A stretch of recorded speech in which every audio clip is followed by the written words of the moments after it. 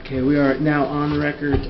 First case this morning will be State versus Jennifer Coombs. It's indictment 22-12-1609 and 22-01-158. If I can have the appearances of counsel, please. Good morning, Your Honor. Assistant Prosecutor William Vizone for the State. Mr. Mitchell? Adam Mitchell on behalf of the defendant, Judge. Good morning, counsel. Ms. Coombs, good morning to you as well. Mr. Vizone? Thank you, Your Honor. Your Honor, defendant is here on two indictments, indictment number 22-1-15B and 22-12-1609.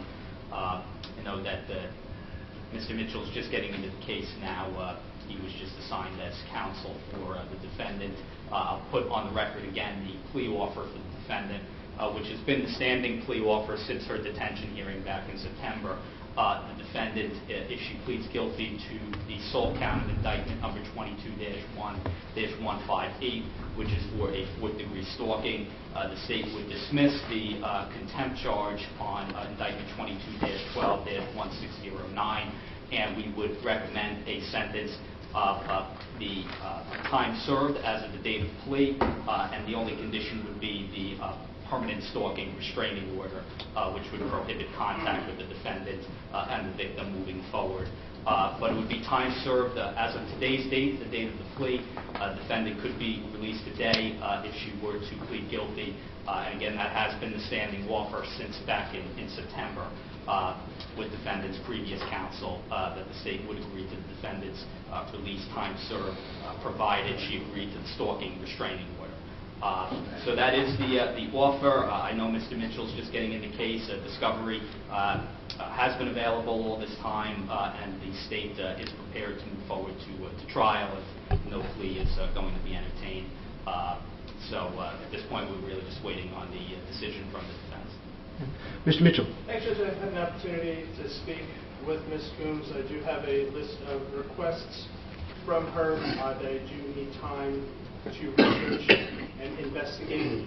I anticipate that I should be able to get that done within the next 6 weeks so that we can come back here at the next court date and make a decision as to whether or not we're going to move forward to trial or if this case is going to resolve. As it's poised now, we are headed to trial as there is no resolution that I can see at this point in time.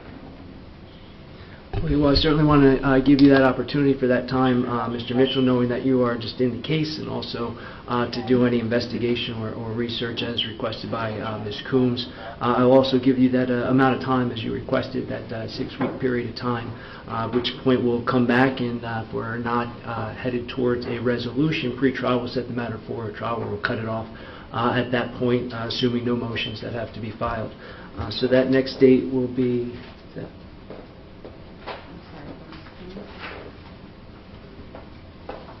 6 weeks? 6 weeks? 6 weeks. April 3rd is the next one, or the 13th? March 13th.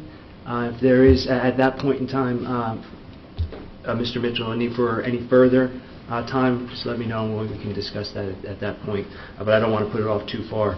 That's why I'd like to keep it closer to the March 16th or March 13th date. At 10:15, Judge? Yes, that'll be at 10:15. Thank you, Judge. So, Ms. Coombs, that'll be the next time that we'll see you. I'm sure Mr. Mitchell will be in touch to discuss matters further with you. April 13th or March? March 13th. That's... Okay. Next month. Okay, thank you. Certainly. Thank you very much, Ms. Coombs. Oh, I'm sorry. And But is that like 4 weeks, not 6 weeks? It's in that ballpark, and I told Mr. Mitchell that if there's need for additional time at that point, I'll certainly give him that time. But I don't want to put it out too far and go too far beyond the 6-week period of time, because I'll be in trial, so I won't be able to bring it back for a certain period of time, okay? Thank you. Certainly. As far as excludable time, there's 2 time frames that we have to address. We're here January 23rd. At that point, Mr. Martinley, Ms. Coombs' last attorney, had just been relieved, so we didn't address anything on that date, just to let Ms. Coombs know that new counsel would be appointed for her and to give a new date. So we didn't address excludable time from that date to today, or from this date to the next court appearance. Anything on that, Mr. Vizone? Your Honor, the state would ask at that time be considered excludable time attributable to the defendant. As I mentioned, the state is prepared for trial. Discovery is complete. The time period that's lapsed at this point was due to the defendant needing to get a new attorney, and now for the new attorney to review the case with his client.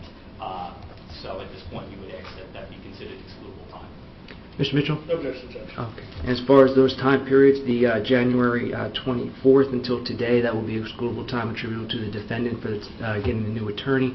And then from tomorrow until our next court date, I'll also enter excludable time order. That'll be attributable to the defendant on his request for a continuance for that investigation. Thank you. All right. Thank you very much, everyone.